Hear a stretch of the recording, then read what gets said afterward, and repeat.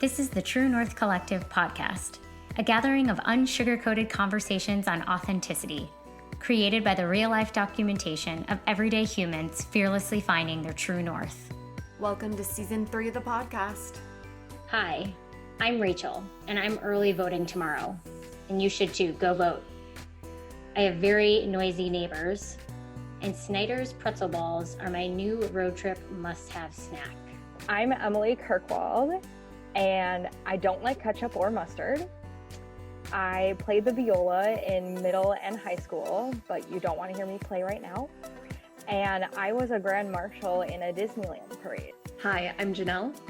I'm published in Reader's Digest online. I want to live by the ocean in a town that gets quiet at night, and I visited 8 states in September. And we are your host of the True North Collective podcast. Woo! Sweet. What's a grand marshal? You get to lead the parade. How did you get to do the front that? car.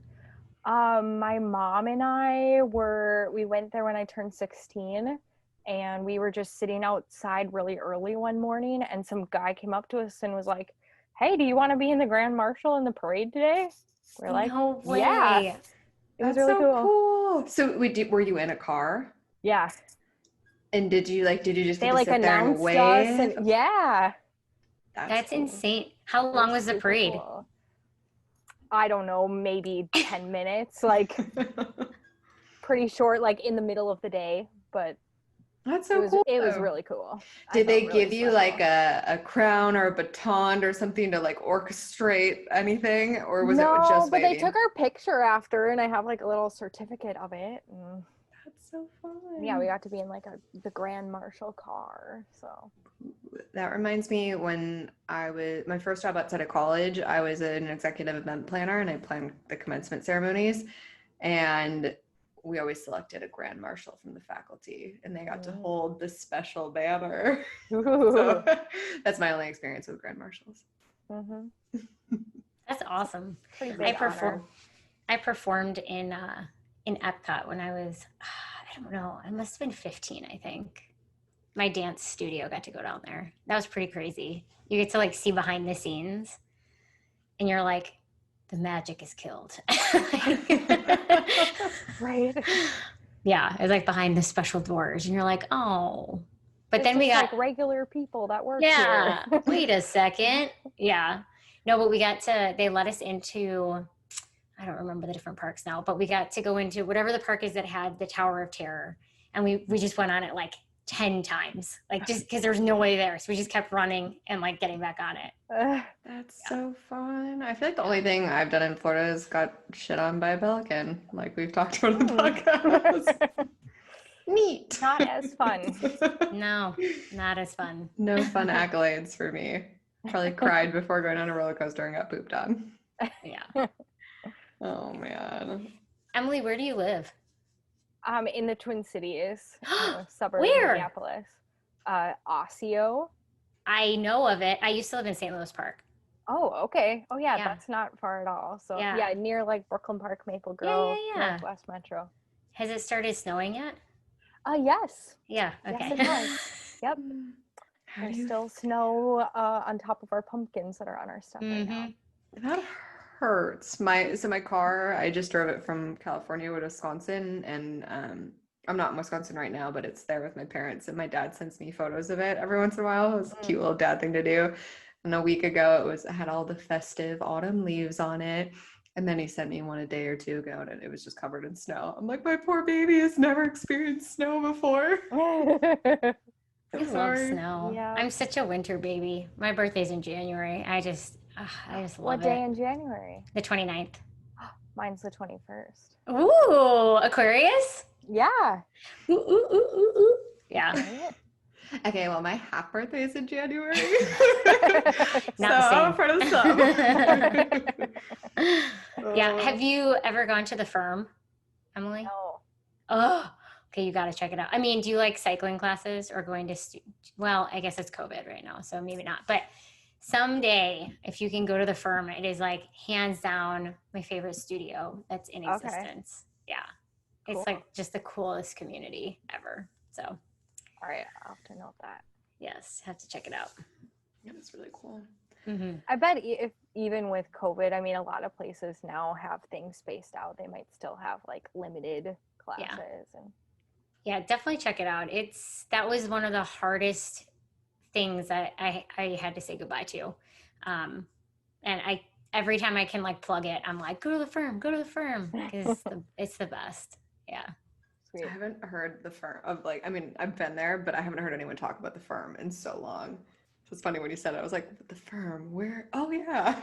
Yeah. I'm more of a runner, but I do like trying out different kinds of classes.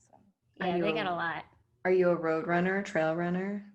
Road runner. Road. Mm-hmm. Do you do marathons, half marathons Half for leisure? Half marathons or yes, just leisure. Fair. But I have like a group of like other moms in my neighborhood, so we like get together and go for runs. So That's fun. so So fun. fun. like tomorrow I'm meeting somebody at 5 a.m. so we can run before work. How long do you run on like a 5 a.m. run? Usually just 3 miles. Okay. I can handle that. Yeah, How many half marathons have you done? 6. Okay. Nice. Damn. That's awesome. I did my first one when I first moved to Dallas, like maybe it was 2 years ago now. And it was hard. It was hard. I mean, I trained for it, Mhm. but the last 4 miles, I stiffened up real bad. Oh, And like yeah. the last bit of it, you run alongside, like you come into the finish line right alongside the full marathoners, and they were flying past me. I was like, this is the worst. Like, Mhm. I am in a lot of pain, and you are sprinting past me after running twice as long as me. This is Right. demoralizing. Right.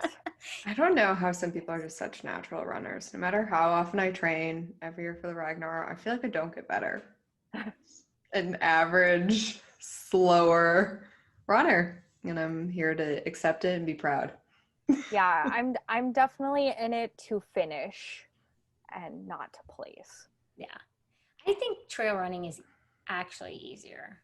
I mean, I know it's like not, but I think it's easier for my body, like from an impact standpoint. But For me, it's mentally easier because I'm like, ooh, nature. Ooh. Where on the road, I'm just like, is it over yet? Yeah, the views aren't as nice. Yeah. But I'm afraid of trail running because I just know too many people that are like, oh, I slid down this rock pile, or like in winter especially, like people go and it's like, I don't know. Yeah.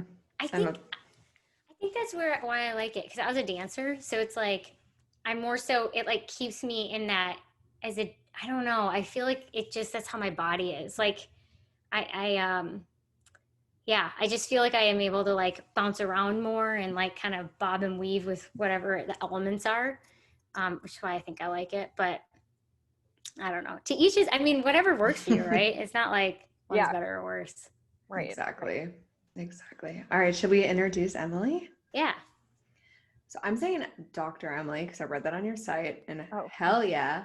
Dr. Emily is a pharmacist, a natural family planning educator, speaker, wife, and mom who loves running half marathons, drinking coffee with almond milk and coconut oil. Yes. And having dance parties with her kids.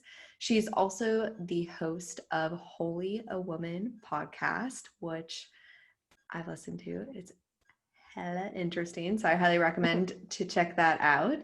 So welcome to the podcast, Emily. We're excited to have you here. Thank you. I am very excited and honored to be here. Yeah. So when you and I chatted, one of the things that I was really excited about talking about is the natural family planning. So we're going to get into that today. That's just a little bit of a teaser. But before we jump into that, just tell us a little bit about how you got to where you are, from being an educator, a pharmacist, to being a mom. Yeah, it all ties in together, right? I graduated from pharmacy school with my doctorate in 2013, and I just went into hospital pharmacy, and like that's where I thought I was going. But then, I got married, and my husband and I had our son in 2015, And, just being a mom, your perspective kind of changes. But it was really when my husband and I decided that we wanted to have a second kid that things really started to change. When I had got pregnant with my son, it was very easy to get pregnant. I had been on birth control before. I went off the pill, we got pregnant. It's like, okay, so let's do this again for baby number 2. And then it didn't happen that way. And it took us a while and a lot of tears and, struggle to get pregnant again. And once I was able to get pregnant again, I just knew that for me personally, birth control had something to do with the reason why we had a hard time. And I just knew that I didn't want to put that stuff in my body anymore. And so I had heard about natural family planning, but I had never really looked into it. And so I went all in looking into it, and then I started using it, and then it literally changed my life. And I was like, I love this, and it's helped me, and now I need to help other women use it too. Is amazing. I don't really know if we've had these conversations in the podcast. Correct me, Rachel, if I've already shared a bunch of this, but I am incredibly passionate about this topic. I know for me personally, I got put on birth control very young. I think it's just like something that people are like, you should maybe put your kids on birth control, or I had pretty bad acne, so that seemed to always be the solution to acne. And then I was on birth control for, I don't know, 12 to 14 years probably. I mean, a long time. And I just never stopped taking it because it was like, why would I? Even if I wasn't sexually active, it was just like, I'm on it. I was using it for acne, and I kept taking it. And I never felt like there was a different way. I think you did. I don't know. I can't remember what we've recorded, what we talked about. But there's like a Mark Groves podcast that we both listened to, and he talked to a woman about it. And I think both of us went like, oh my gosh, like we can't believe this. Cause the same thing for me. I mean, I'm in my late 30s, but I was just thinking, I think around the same time or around the same age that you are, Jenell, in my late 20s, maybe right before I turned 30 is when I could feel my body was like rejecting it. That's what it felt like. And I was like, I can't take this anymore. And I actually was going through the process of potentially freezing my eggs. I've shared on the podcast before that I had cancer. And so I got put on birth control right after to regulate just my system, to make sure that everything that I got through the chemo and radiation didn't, stop anything. So it was really meant to just like make sure my system was working how it's supposed to. So I too was on it for, I guess, 15 years. And then my parents were like, you might want to freeze your eggs, because I wasn't in a place where I was trying to have kids or anything. And again, given my medical history, we kind of weren't sure how much my system was going to age because of everything, but pregnancy was an issue. And so I started to go through the process of getting the blood work for that. And you have to come off birth control. And when that process was like crazy too, like I felt withdrawals and like crazy stuff. And then when I decided not to go through with the freezing of the eggs, which is another conversation, I went back on because I thought that's what I was supposed to. And then I was like, I can't. And so then I just stopped. But I literally, it's like condoms. That's all I know of. So I'm super interested to hear what you're going to say about what my other options are. Because at this point, I'm not planning on having kids, but I also am not on anything. So, yeah. Yeah. And it's just mind-boggling that we're not having these conversations, and that women are basically only being told to take birth control for everything. And it's just going to help you avoid pregnancy, but also it's just going to fix whatever kind of issue you have. And there's not even a discussion about this is one option in addition to other options. It's like, nope, you're a woman, you need this, bye. Well, totally. And even like, I was talking to my mom, I don't remember when, a few years ago, and she was like, well, honey, you had your period before we put you on the birth control. And I was like, why was I on birth control then? And then I think, again, it was just like that idea that, well, we're not really sure how, like, we just want to make sure. But I was always under the impression that I didn't have one and I had to be on the birth control. And then she was like, no, no, you had it. You had it. And I was just like, what? Oh my gosh. But yeah. Anyways, so I don't even really know what to ask because it's such a like default. It, in my perspective, it feels like such a default way of like, you get to a certain age, that's what you do because that's the contraception that exists.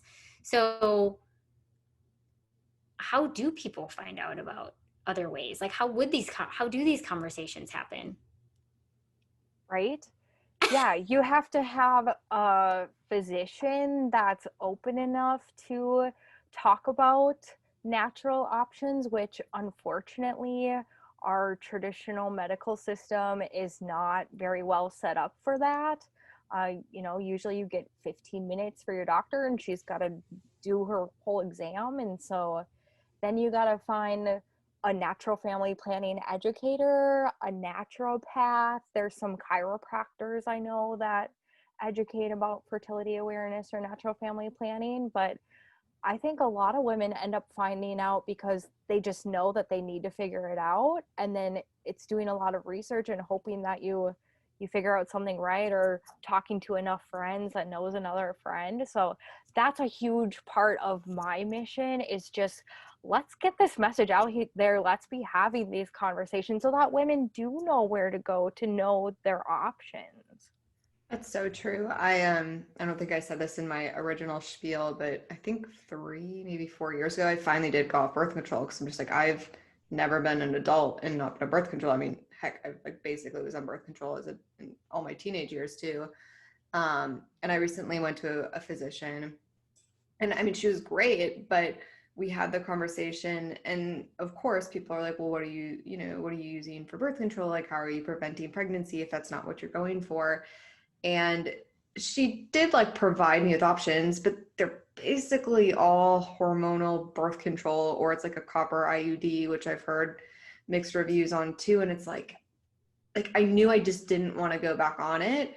And I know maybe a little bit more about natural family planning because I had one of the thermometers that I bought a while ago, that I'm terrible at using. So we could get into that. But it was frustrating. I was mad because I'm like, I'm so sick of just people just being like, well, get on the pill or get the, like, I almost got the thing put in my arm. And then I just remembered like why I went off the pill and like the things that I was experiencing, that went away, and like how much clearer I was, and like my sex drive went back up. And like even, I don't know, I feel like I was just like a chiller, calmer person in some ways too. Like I feel like it fundamentally changed my personality. And it took having a conversation with another friend that I was talking to about birth control. And I was like, oh yeah, I'm like, fuck that. I don't want to go back on the pill. And even though I did for a little while, and like instantly, and of course, like it takes time to settle in, but I was like, I felt out of control of my emotions again. I was like, no, fuck this. I'm done. So I feel like this conversation, I'm super excited about it. And to Rachel's point, I guess maybe like, how did you hear about natural family planning? Like, who introduced it to you? Yeah. So I actually first heard the term natural family planning because my husband and I actually decided to join the Catholic Church as adults. And so natural family planning is actually something that the Catholic Church promotes. And so I was one of those weird people that, like, when I was joining the church, like, I actually wanted to like read the church's like teachings. And so I like did a lot of like research because I wanted to know what I was getting a part of. And so basically I like read this, and then my pharmacist brain was like, wait, no, if you want to avoid a pregnancy, you have to take birth control. Like that's the only thing that works. Like, so I just kind of ignored it, and nobody talked to me about it. And so, but that's where the first like seed was planted. That's Yeah, that's so funny. I don't know why, because I think I actually knew that the Catholic Church supported natural family planning. And and like there's a lot of ignorance, and I should know this because I grew up Catholic, but is the Catholic Church against birth control?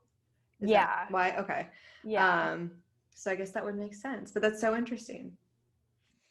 Yeah. Yeah. I also will say, so I have started using the cup, the salt cup. I'm going to plug it because it's the best ever. And it's like when I've only used it for like 2 months so far, but my friend used to be a birthing nurse. She is like, it has an actual title. I just can't remember what it's A called. doula? She's not a doula, but she's not any of it anymore, but she knows a whole lot about that stuff. She's the one who got me into it. And like when I first started using it, I was like, there's this white stuff. And she's like, oh yeah, that's just because that's your whatever fluid. And she's like, pay attention to it. You'll start to be able to tell, like, and so now I can actually, instead of having a tampon where I can't tell anything that's going on really, I can tell everything. And it's like, I feel so much more intimately connected to my body, and I still don't totally understand it. But as I've even just started to talk to people about using the cup, people are like, oh yeah, did you know that, you can tell when you're actually, like, you can take your temperature, you can tell the shape, like where your cervix is shaped and how it will change, not direction, but it like changes its angle depending. And I was like, oh my gosh, how am I 37 and I'm just now experiencing this? And it's a beautiful thing. And I remember when I was first using it, I was really nervous. I was just like, oh God, what am I gonna do? I'm gonna stick my fingers where? But it's a beautiful, beautiful experience. And I'm very grateful that I am at the place that I am with it. Anyway, so I'm sure you're going to talk about all that, but I never even realized any of that stuff. So Yeah, I didn't until I think the Well-Fed Woman podcast, they started talking about it, and that's where I believe I was first introduced to it. But let's actually, so Emily, would you be willing to break down like what it is? So if someone has never heard the term before, like I feel like we've been dropping little hints and goodies about what it entails, but like give us the breakdown.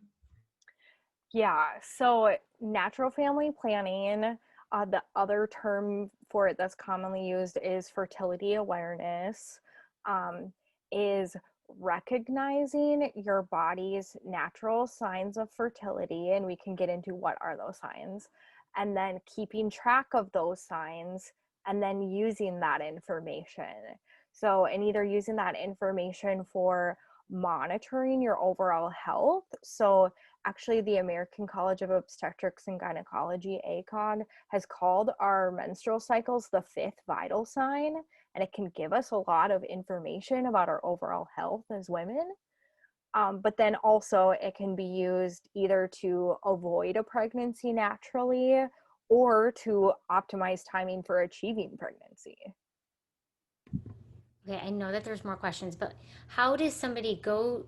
Because I've been learning that even the vulva is like a recent anatomically correct discovery. Like it was not represented accurately in the medical field for a long time.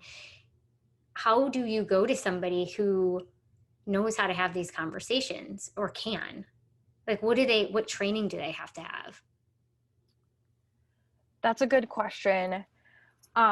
So there are different natural family planning methods available that have different certification programs, and there are different requirements. So there are some methods that allow just anyone who's interested in learning about the natural family planning method to become certified in that method.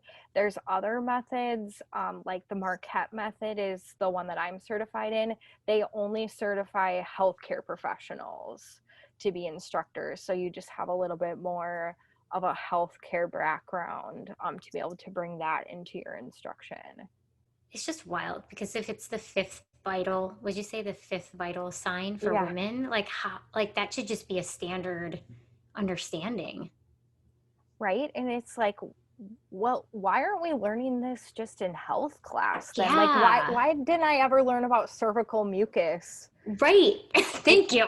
Like, that's just like a natural part of my body. Why didn't I know about, why didn't I didn't even Yeah. learn about that in pharmacy school? Like, Really? why? Yeah.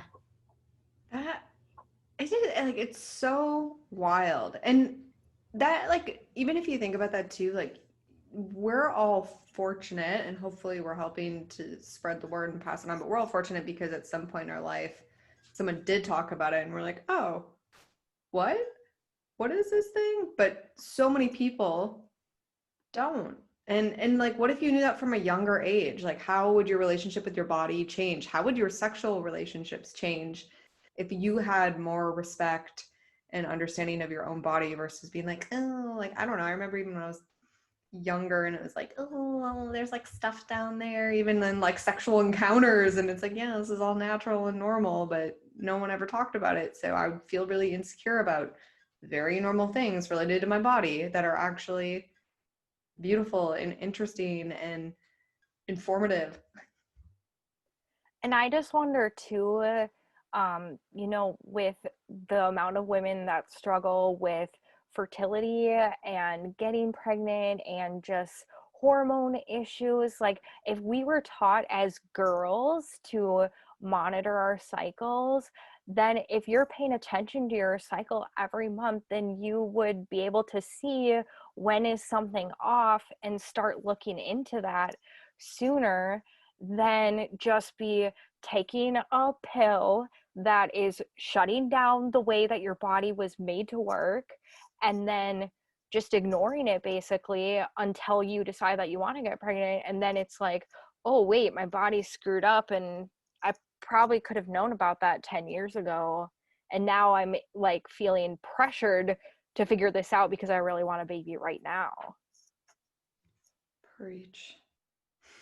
Yeah, the idea of like forcing your body into, I mean, just basically numbing it out is just like, I mean, it's just so prevalent in so much of our society, unfortunately, from drinking as masked as fun to workaholism and like overproduction as a sign of success. And it's just like, it's so, gosh. I mean, I guess in that respect, it's kind of not surprising. Um, but I'm very glad that you are so passionate about this and actually um, talking to us, having a podcast, like doing what you can to just open it up. And I appreciate that I don't sense from you that it's like um, I don't know, you're passionate about it, but you're not belittling. And I think that that's important. It's an inviting conversation. Right. I mean, the thing that I'm most passionate about is making sure women can make truly informed decisions. Like, if you want Yeah. to take birth control, like, take birth control, but I want you to take it in the context of, I know all of my options and this is what I'm choosing to do, and not feeling like I'm stuck going this one way because I was told that's the only thing I can do. And to have the contrast, yeah, I know, the contrast and the comparison, because like we were saying, and I agree, and I appreciate you bringing it up. Like, if you want to be on birth control, like great. Like if it works for you, because I think for some people it actually really works for them, and it's a great option. But I didn't know any different until I took the time to be off of it. It took forever. Like I think I had one period in a year after going off of birth control to get my period back even, and then to realize like I don't even think I fully knew what it meant to be horny. It's like we're really gonna go there until I was off birth control. And then I was like, oh, like when I'm specifically when I'm ovulating, I'm like, this is a whole new emotion and feeling that I have never felt. And I was, I don't know, 26 years old. Like that's fucking insane. Like I don't think I'd ever truly felt what it was like to be horny. Like I just, yeah, it blows my mind. So Yeah, because you were truly experiencing your body's real hormones and not just this synthetic hormones that were, it's just shocking if you think about it. Birth control is the only medication that we give to healthy patients to stop their body from functioning normally. Think about that for a minute. It's fucked up. It's so fucked up. And it's just, and it's crazy because there's this whole conversation and this, you know, idea around birth control that it's so empowering to women, right? And it gives you freedom, and it, you know, this is like part of, you know, the women's movement. And it's like, wait, that that's not actually right. You know, I think Yeah. like when the birth control pill came out, you know, in 1950, yeah, like it makes sense in that context. Like, yes, women had a way that they knew of to be able to avoid a pregnancy, and, you know, they had that tool. But then all of a sudden we've got to this place where, yeah, we're just telling women this is the only tool that you have, and just ignore anything that you can say about your body. And basically the message, you know, from even that time was women can't understand their own body, can't learn their own body, so we better just give them this pill to take. Ugh. It's just, yeah. Right. Yeah. But And oh no, sadly go ahead. enough, I was gonna say sadly enough, I mean, that's how I felt. I mean, when I went off of it, I went off of it because it didn't feel great, but I didn't go into the research or anything. I kind of just was like, I just can't be on this. And I was also experiencing hypothyroidism previous to that. So I was like I was starting to pay attention to the subtleties of my hormone shifts, and I was like, I guess I'll just have to figure out how not to be on it. Like I didn't know to think of another way. I just like, but I mean, I never, it's not like people were there supporting, you know. I didn't really talk about it much because if I did, a lot of people didn't totally understand. I mean, not that they had like a really strong opinion, like get back on it, but like they were just kind of like, huh, why would you do that?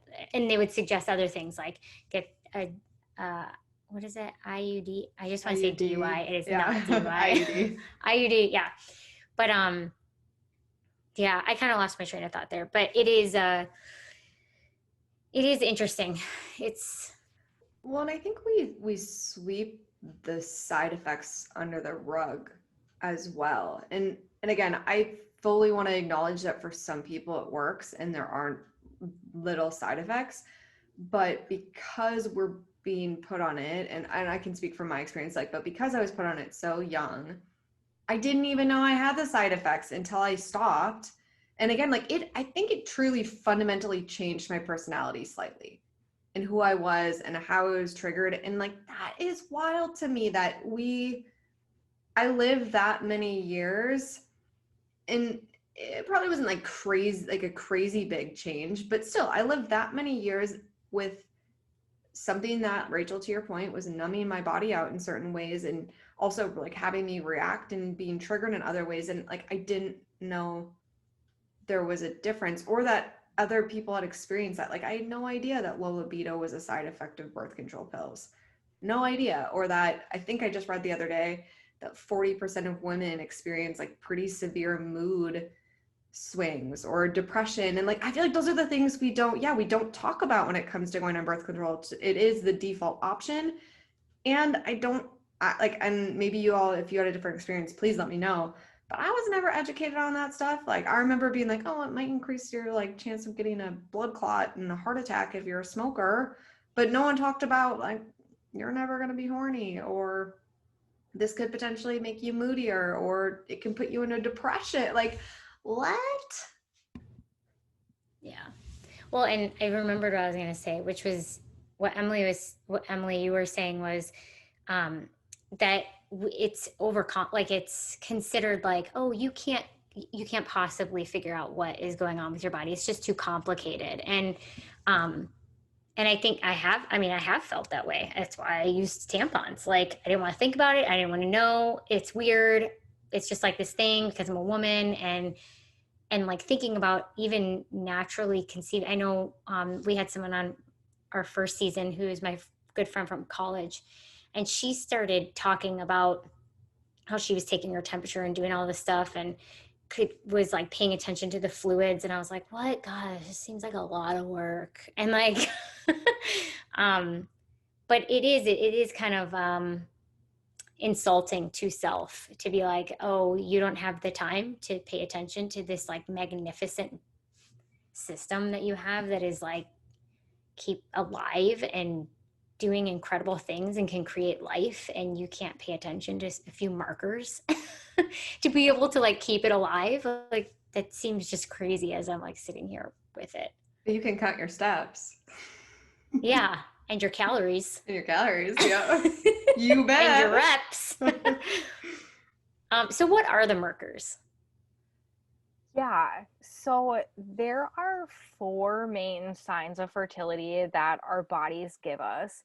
And that's really cool too, because then there are different options for women, and different methods will use different signs or different combinations of signs.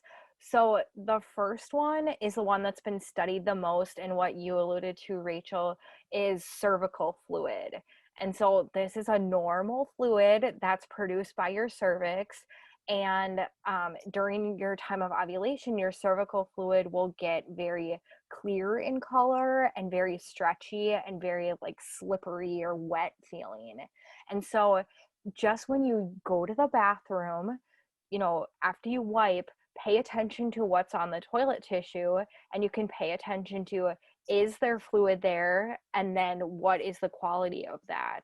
And by doing that, then you can see how the characteristics change during your cycle. The second sign is what you mentioned, Jenell, is the temperature. And I don't use temperature either because I just feel like it doesn't work for me, but it can be a great option. Your resting body temperature or basal body temperature will subtly change throughout your cycle. Specifically, after ovulation happens, you'll see a rise in your body temperature. And so it can confirm that you did ovulate. So temperature is really best used in addition to one of the other signs as like a double check that yes, I did ovulate. The thing with temperature is that you do need to have a thermometer that can check at least 2 decimal points to be accurate enough to get that subtle change. And you have to be very consistent about the timing of when you're checking your temperature. You really need to do it like first thing in the morning. I've even like read you should really like be laying in bed, like still laying, and put the thermometer in your mouth for like 5 minutes and then turn the thermometer on. So, I mean, if you just like having a lazy morning and that's cool with you, like maybe temperature is good for you. That's what I would do. First thing in the morning, just in my mouth, just what's my temperature? Which, by the way, if anyone is interested in it, the thermometer that I use is called Wink. So I'll just throw that out there. Yeah. But if you're somebody that has like inconsistent wake up times, or like if you're like a new mom and you're only getting a couple hours of sleep, like that's gonna mess up your temperature too. And then another sign of fertility that can be checked is the changes in your cervix. So your cervix, the feel of it will change during your cycle, and the position. And so at the time of ovulation, your cervix will move from a higher position to a lower position, and it will change from a more firm texture to a more soft texture. And so similar to the cervical mucus, if you are keeping track of this every day, then you can notice the changes throughout the cycle. And then the fourth sign is that now we have technology that can allow us to check our own hormone levels right at home. So there's devices like the Clearblue Fertility Monitor that will let you check with just a simple urine test, like similar to like a urine pregnancy test. It will check levels of your estrogen and your luteinizing hormone. And so at the very start of your cycle, like right after your period, your estrogen levels are low and then they increase. And then at the time of ovulation, your estrogen levels get to be the highest, and it stimulates the release of luteinizing hormone. And so if you're checking your urine hormone levels, you can check this rise, and then it will actually give you readings like low, high, or peak fertility. So that can be like another clear objective sign. And so that can be used, you know, in addition to one of the other signs or on its own too. So those are the four main signs, and it's really asking yourself like what would work best with my lifestyle, and you know what would make sense for me. You know, like with the urine hormone testing, you have to buy a device, you have to buy test strips. So if you don't want to do that, like cervical mucus is free.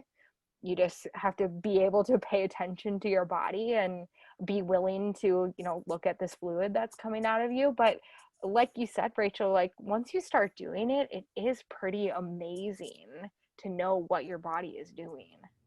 Yeah, I mean, I don't even really know what I'm looking for, but even just to be that intimate with myself as just like an awareness piece, not from a sexual place, but just to like, I don't know, just to like have that care. And for me, anyways, I mean, I talk to my different parts of my body all the time. I have a very or I'm developing a deeper relationship with my body than I've ever had. And so even the process of like not just jamming something up there and really being like, how are you, like energetically, like gentle and listening to if my body's ready to like receive the salt cup right now, or if it needs something else, or do I need to, I don't know. I mean, it sounds, when I say it out loud, it is very personal actually. Like the fact that I'm sharing it, I'm like, oh, this is really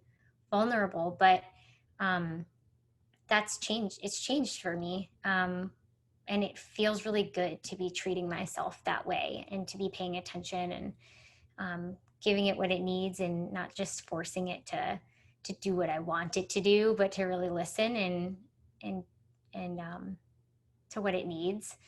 So yeah, how can you tell, or what would you be looking for that would indicate something that wasn't healthy? Just inconsistency for you?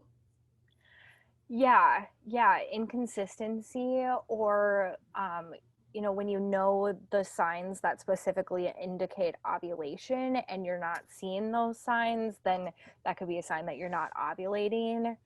And then something's not right. But yeah, if your cycle's like abnormally short or long, or you know, if something's different in the characteristics before ovulation, that might have something more to do with your estrogen levels.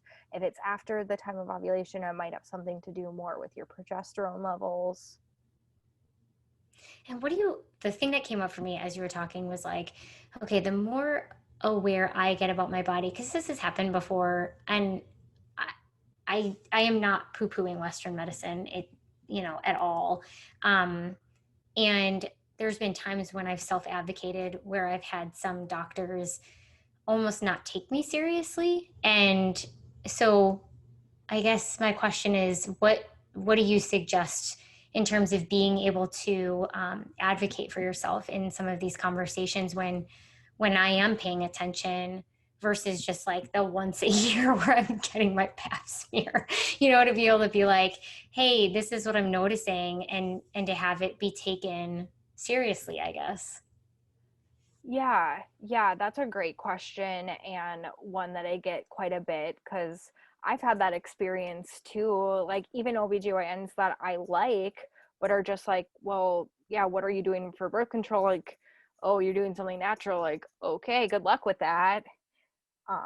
But I think it is having confidence in yourself, and you know, so then you can say to your provider like, I'm using this is what I'm paying attention to, this is what I'm seeing, and this is how it's working for me.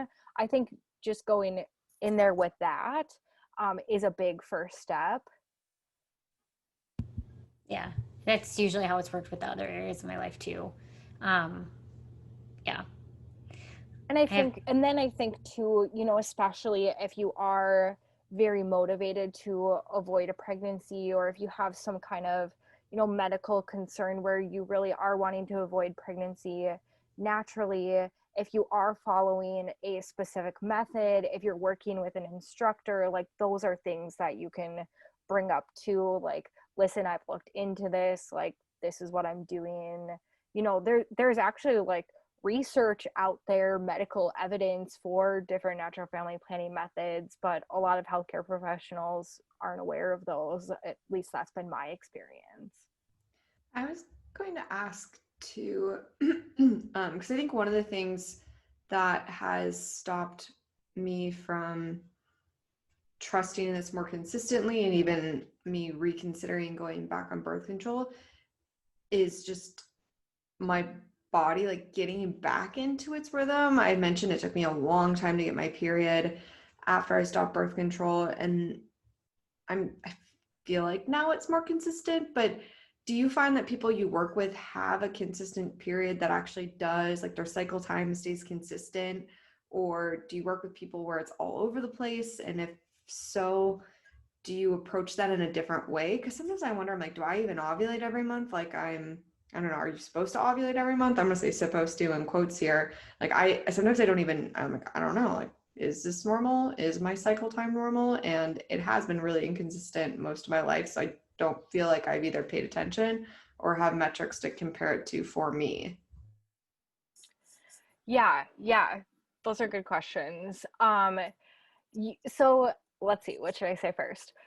It is normal to ovulate every cycle, but there are cycles where we can just miss ovulation, and that is a normal occurrence. I don't have like the statistic off the top of my head, but it is normal to have like a cycle or two where you just don't ovulate for whatever reason. But I've definitely worked with women who have regular cycles and have irregular cycles. So, especially women who I've worked with who have come off birth control or come off the IUD, it does take a while for your body to get back on a natural rhythm. I know some of the medical literature I've looked at is like up to 9 months after for your body to really be fully using its own hormones and having like totally natural cycles.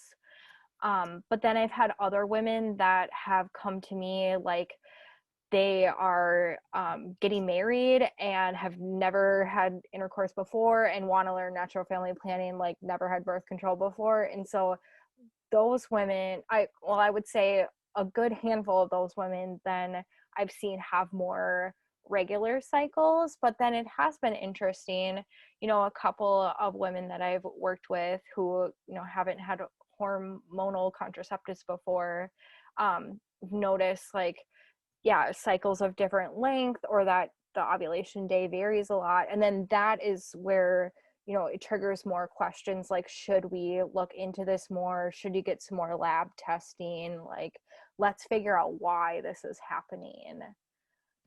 But I would say, I think there is this idea, or I feel like I got this idea, I don't know if it was like from public school health class or what, that your cycle has to be 28 days every cycle. And that's not true. There's different resources that say what a normal cycle length should be, but it's really anywhere from like 26 to 35 days in length. And so it's normal for your cycle to vary in length by a few days. Yeah, maybe it is from taking birth control too, because I know it's what, four sets of seven. But when I went off of it, I'm like, I don't even like, how often should I really be getting my period? Or what happens if I, get my period in 2 weeks and then it's another 8 weeks? And for anyone who's listening to this, I'll just be as transparent as possible. Not only did it take me over a year after I got off of birth control to have like a period, I think even in my second year I had 2 to 3, which again indicates probably a lot of things, and that might not just be from hormonal birth control, but like it did eventually settle out. And I'm sure there's a bunch of reasons for that too outside of just birth control, but that was one of the reasons with the wink and taking my temperature. I'm just like, well, my cycles are 90 days long. Like, how am I supposed to track this? So I don't know if, I'm sure that is a very complex question that differs from person to person, but it is one of the reasons why I'm asking, because I'm sure I'm not the only person that's had that experience. And then I just kind of felt like, well, what do I do now? Like, I don't want to be back on birth control, but I don't even, like, nothing is consistent about my cycle. Yeah, yeah. And so that's where it really helps to be in connection with someone like a natural family planning educator or a naturopath or a chiropractor or an open-minded physician that will really let you ask those questions to, why is this happening? Can we figure out what's going on here? And whether that's, lab testing or just doing more of a health history, like for missing cycles, one of the big things that can contribute to that is increased cortisol levels. And so that can be from, increased stress or just from, increased exercise and not getting enough nutrition. Like there's a lot of factors. And so having those kind of conversations. Yeah, and I'll highlight the open-minded too, because I remember I eventually did blood tests and I had to fight my primary physician to do everything I asked her to do. She was not open-minded about it. She's like, you don't need that. And I'm like, but I want it. She's like, you don't need it. I'm like, I don't care. I want it. Like, I want to know these levels. And yeah, it's amazing how frustrating it can be to be your own advocate and getting those things and trying to get answers. And then I basically had to kind of interpret them myself, although I'm sure I could have found someone. But anyway. I have two questions for you. One is, as you start to become menopausal, and if you became premenopausal, would you be able to tell that from your period, from those markers that you were talking about? Yeah, you should be able to see changes in your cycles that would indicate that you're getting close to menopause. What would those be? What would it look like? Typically, it would be that your cycle length would increase, so you'd be going longer between periods. And Okay. then, like with the cervical mucus, the quality of that would decrease as well. And then What does that mean, the quality decreases? Like it's not as clear? Yeah, it's not as clear, or there might not be as much, like the amount might decrease. Okay. Mm-hmm. Yeah, it's very much like a part of probably what's going to happen for me. So any way that I can be paying attention, I really, really want to. So, okay. And then the second question, which is a really kind of off the wall question. I swear to you, my period lines up with the full moon. And so I'm curious if there's any truth to the fact that my cycle is lined up with the moon. That is an excellent question, and yes. Yes. Oh okay, my gosh, so that makes me so happy. I've just read about this in like a couple of different articles, and it was just in a book that I read too, by Dr. Jolene Brighton. I can't remember the name of the book right now, but it was awesome. Text but it to me because I want to read it. Yeah. Our cycles can link up with the moon, and so there's like two different moon cycles that you could have. So either with the full moon you ovulate at the time of the full moon, or you get your period at the time of the full moon. Oh, I get my period. I thought I'm pretty sure I ovulate. I confuse ovulation with period. So maybe we need to go way back to rudimentary. So what's the difference between those? So your period is the shedding of your menstrual lining, and all of your hormone levels are at their lowest point. And then your ovulation happens in the middle of your cycle. So typically like 14 days, typically. It could really be anywhere from like day 8 to 19. From the day of your period is when your ovulation will occur. That's when you're thirsty. That's when what? I said that's when you're thirsty. That's when you get horny generally, right? Is that? I was like, is that horny? Okay. Yeah, and it's really crazy. I was reading about like it's thought that like way back when, like when we were living in caves, like women would ovulate with the full moon because that was when there was the most light at nighttime, so you could, be on the prowl for the men. That's amazing. I I just love heard I just heard that if you shed, well, not, I didn't say shed. When you have your period, so now when you shed your monthly stuff Yeah. on the full moon, that means you're wise. And so that I was like, I'll take it because that's what I do. What do they say about ovulating on the full moon? No, I'm gonna Google it right now. It's also good. Both are good. Neither are bad. I'm gonna find out right now. You continue to talk. No, you should, because I think that's what I read too, though, that it was like most women ovulate with the full moon and there's like a biological reason for it, but then there's some women that have their period on the full moon, so they're like opposite, and that must mean that they're like bucking the system or that they have some kind of like other wisdom. This is so accurate for Rachel. That's so. what I do. That's what I do. You're Um, like making my life right now. While you look that up, Rachel, another question and things I've heard, I feel like, okay, the window to actually get pregnant is kind of small, right? Yeah. Can you talk a little bit more about that? Yes. So there are technically only 6 days every cycle that you can get pregnant. So at ovulation, when that egg is released, your egg can only stick around for a maximum of 24 hours. And then your time of ovulation includes those 24 hours and then the 5 days before that. And that's because in optimal cervical conditions, and when you have a lot of this cervical mucus, sperm can actually live in your body for up to 5 days. And so natural family planning methods are all trying to get as close as possible to that 6-day window. So you cannot get pregnant any day, unlike you may have been told as a teenager. But I'm pretty sure I was told. But the sperm will live in your system. Because I thought that 5 days. I'm not even going to say what I thought. Well, they only can live up to 5 days when there's that good quality cervical. Well, that is a lot longer than I thought that they should be living inside of a body. Interesting.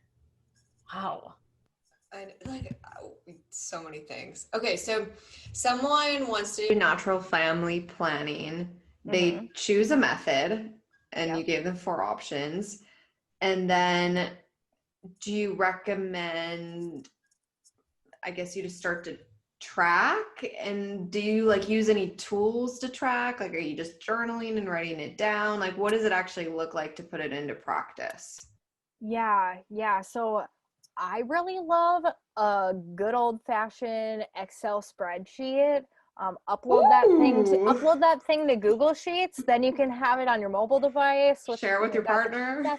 Yeah, exactly. Actually, it's a very handy communication tool. Can we buy a template from you? Do you have a template for this that I can buy?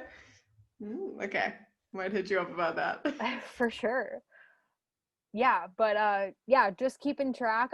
I like having, seriously, I do like having this spreadsheet because then you can customize for what kind of sign you want to keep track of, but then you can just note like what date it is, what day of your cycle it is, and then what you're seeing, and then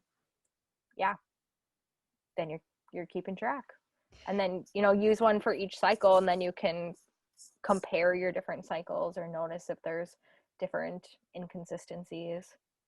Do you encourage people, and I'm thinking to prevent pregnancy, do you encourage people to track their cycles for a while first so they understand what they're looking at, or is it more straightforward than that? Yeah, I would say with the women that I work with, it usually takes at least 3 cycles of tracking to really feel confident in it. So especially if you're wanting to avoid pregnancy, I would use condoms or use some other kind of method, or just know that, you know, you're going to be avoiding intercourse for a while you're figuring it out. Cool. I feel like it's good to know. Rachel, are you still searching?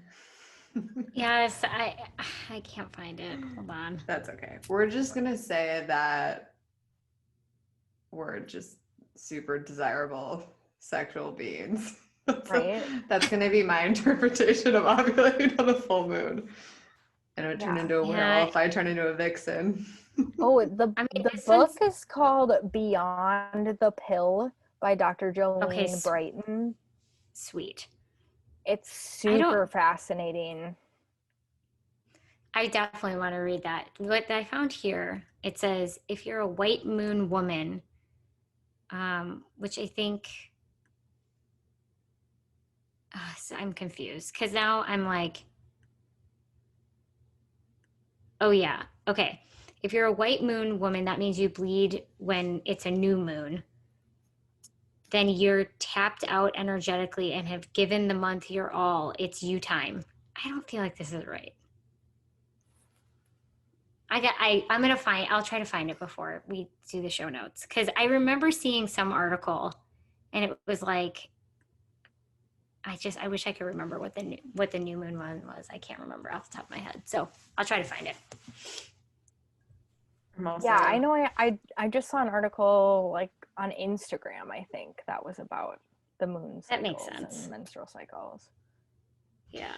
So what do you wish that we haven't already covered that you had known? Like if you could go to Emily prior to discovering all of this, like is there one thing that really stands out or one takeaway for you that you wish you would have known? Are you asking me or are you asking Rachel? Oh, sorry, you, but Rachel can answer later. Okay. So let's do Everything. I mean, I just learned that ovulation is different than getting your period. I feel like that's like what I should have known with learning how to, I don't know, something. Yeah, I mean, I wish I would have known about this when I was trying to get pregnant too. And like, and I know even that part of when my husband and I were going through that and trying to get pregnant, like something that came out like months into it was like, he didn't even realize that there were certain days of the cycle that I could get pregnant. And I didn't know the exact days at that time, but I at least had this idea that there were only certain ones. So I think just, yeah, realizing that like once you know this information about your body, then you can use it in multiple ways. Like you can use it for whatever your health and family planning goals are. Yeah, I appreciate that, knowing now, even though I'm trying to prevent pregnancy, that if I ever do want to get pregnant, it should be, I don't want to say easy because I know there's many complications and things that can happen in trying to get pregnant, but if there aren't those complications, I feel like it should be easier knowing that. Thanks for sharing. Can we I talk would say, about, oh, sorry, go for it, Rachel. I was just going to say, I would really, I mean, like the best thing I've done is to use the cup because it's like, as weird as it felt at first, or like, as like, I was like, I don't know, I'm going to what? Um, it was like a really good I wish that I had started doing it a lot longer ago because it was kind of a first step in just being able to listen and being able to actually pay attention. It gave me a reason to pay attention, and in a very like it feels low stakes to me. And then from there it's like I'm already in the practice of like, I mean, looking at what's in the cup when it comes out, and like that has been a very different, like I'm way more aware now than I was before. And so I think I wouldn't have even had the questions to ask you if I hadn't been doing that. And so I think that's like a really low stakes way to start to pay attention. Well, maybe a thermometer in your mouth is lower stakes, but But if you want to take it to the next level, I would say I wish I would have started doing that sooner. Can I transition? I know we Yeah. have a little bit of time. Can we talk about cervical fluid? Yeah. For sure. Okay, like the different, I know we talked about if it's sticky, wet, and clear, you're probably ovulating. Mm-hmm. But it changes. So let's talk about that. Yeah, let's talk about it. So, like, day 1 of your menstrual cycle is the first day that you get your period.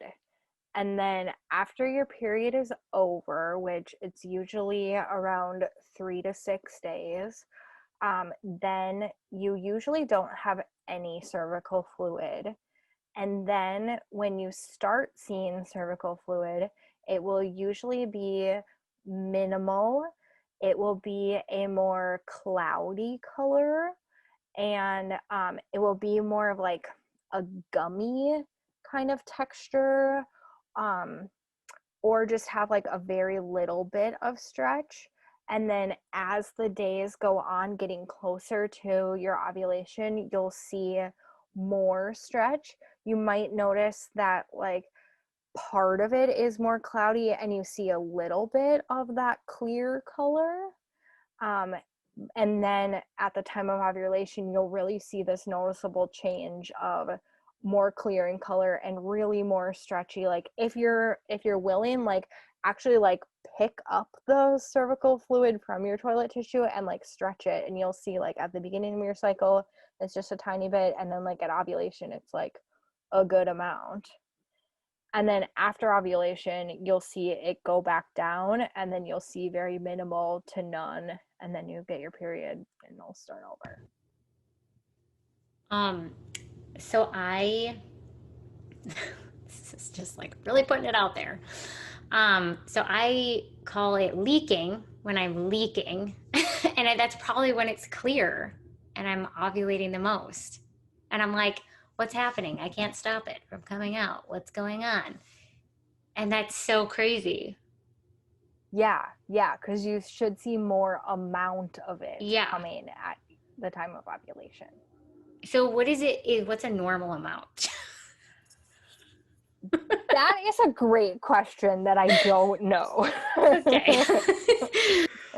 A couple cups, just. Oh, so Not wait, that this much, is a question but for you, Rachel. So yeah. the cup that you're using, Yes. is that just a menstrual cup like for your period, or Yes. are you using it like all the time? No, to see I'm not what using it all the fluid's time. coming out? But what Okay. happened was when I first got it, I was really nervous that because I was like, I'm not going to use tampons anymore. Like, I'm done putting toxicity into my body. And I was really nervous that when I had my period, like, I just didn't know what to expect. And so I was practicing using it before I had my period the first time. And when I did that, when I took it out, and I don't remember what the timing was, but when I took it out, I texted my friend Megan, who is actually on the Enneagram podcast episode this year. She's the one who told me to do this. I was like, Megan, oh my God, there was fluid in the cup. And she's like, yeah, dude, there should be. That's good. That means your stuff's working. I was like, okay. And that's actually when I first started finding out. So yeah, because it like creates a seal. Yeah. And so there wasn't a ton in there, but I definitely didn't expect there to be anything. And when there was, I was just like, WTF. Yeah. Okay. Yeah, I use a menstrual cup too. I use the Duchess cup, which I don't know really, that one. I really like it. Cool. Well, we're going to link to both of them. Perfect. And then I'll just shout out thanks period underwear again too. Oh yeah, cups. Anyway, gross. continue. Why is that gross? Do you guys use things? I do. No, I love she them. does. Why'd you just call my underwear gross? Because you're bleeding into it. I've been really considering having that. Like, I like the cup, but also sometimes, like, I just want to feel like I have a little backup, and I don't want to use pads. Yeah. So people have talked about the things. I love them. Jenell loves them. Sure. I don't use a tampon. I don't use a pad. I just wear the things underwear. I just couldn't. I'm so heavy. It's just like, I just don't know if I could. it's a lot. So, It's a lot of but yeah, I could There's see a it lot as of an extra laundry. layer. So What's there's a that? lot of laundry that happens during that time, but other than that, it's great. I mean, when you used tampons, what thickness did you use though? Or like what? I feel like I use super, but I don't like a super. Isn't that what they're? I mean, I used to use several super pluses and I'd bleed through. So Yeah. it's So a lot. apparently a lighter period maybe, but I love them. I highly recommend them. And they're even nice. Like I know people that use them and like wear a tampon and it's just like an in case. Yeah. Yeah, that's how I feel like I would use them, or I've considered getting them for that. Like, Yeah, I did. I mean, I tried because Megan again was like, use a panty liner, which I didn't realize there was a difference between a panty liner and a pad because I've only used tampons. So I accidentally got the pads and it felt like I was wearing a diaper and I was like, I can't do this. And then when I so I was like, here, you can have these because I'm not going to use them. And she was like, you got pads. You were supposed to get panty liners. And I was just like, what? Again, 37, great. This is so cool that I never learned this. Wait, but hold up. I don't think I know the difference either between those two. I know what a pad is. Apparently panty liners are a lot thinner, but Oh, that's what I okay. was going to say. I think a panty liner is just like a really It's thin thin. one. It's a thin Yeah. pad. Okay, thank you. yeah. So then, I mean, after that, I was like, well, I'm just going to try my next cycle without anything and see what happens. And I didn't have any issues with like leaking. But I mean, it could still happen. So that's why I was like, I could just get 3 pairs of things and just as like a added layer. Cause at that point, like I have the cup and the underwear, but I mean, I just haven't gotten there yet. So, and I think they're cute. Although anytime I wear plain black underwear, people I'm dating are like, "You're on your period?" I'm like, "No, these are my period underwear." But they are cute. I think they do a good job. I would highly recommend them. Options. So many options. That's Yeah. what we want. you got to women find have what works options. for you. Yeah. Yeah. Cool. I'm not against it. I'm just, I just don't think I could do it alone. Maybe someday when I start to become premenopausal, then I could, but There you not go. yet. So, I'll toss you a referral code then. yeah. All right. Being mindful of time, Rachel, do you have any other burning questions that you want to ask? I mean, I'm sure there will be some follow-up, so I'm excited to get your contact information. So, yeah. Yeah. So Emily, we ask this at the end of actually Dr. Emily. I love that. We ask this at the end of every podcast. How do you live your true north in one word? I would say learning. Awesome. And if people would like to get a hold of you, work with you, if they have questions, if they want to listen to your podcast, where can they do that? Yeah, you can find all of that at my website, which is nfppharmacist.com. So naturalfamilyplanningpharmacist.com. Or send me an email, emily@nfppharmacist.com. But the website has my contact info, appointments, and my podcast. Awesome. Do you do remote sessions? Yes. Okay, sweet. So anyone all over the world. That's awesome. Thank you so much. This has been great. And I know Rachel mentioned this, but I just feel like it's so important. Like this conversation is just so important. And I hope that if there's anyone out there that they're learning this all for the first time, or hopefully you walk away with some new information and just a way to maybe challenge some of the things that you thought, or to learn a little bit more about yourself and your body, and not be afraid of that relationship. Well, it's like that thing where like once you have the language for something, it's not as like unknown and scary. And I feel like that's how this process has been for me. It's like it seemed a whole hell of a lot scarier to consider my female parts, I guess, and like how my body worked, until I started paying attention and talking to people and learning the language. And now it's not so foreign. It's like, oh, yeah, okay, cool. So I feel like, yeah, just being able to have that is like a really cool, it's like how was I even living in this body before without this information? information. It's so crazy. Anyways, thank you so much, Emily. This has been a pleasure. You're so easy to talk to. I literally just poured my insecurities out on this podcast, or not my insecurities, my like vulnerabilities. I know this speaks volumes. So I feel like working with you. We're all just like, okay, well, here's what's going on. Yeah. Super easy, everybody. Well, yeah, this has just been a pleasure, and yeah, it's been really great, and I just love helping women feel comfortable talking about their bodies, because yeah, we all deserve to know our own bodies and how our own bodies work and work with our bodies. Yeah. Thank you, Emily.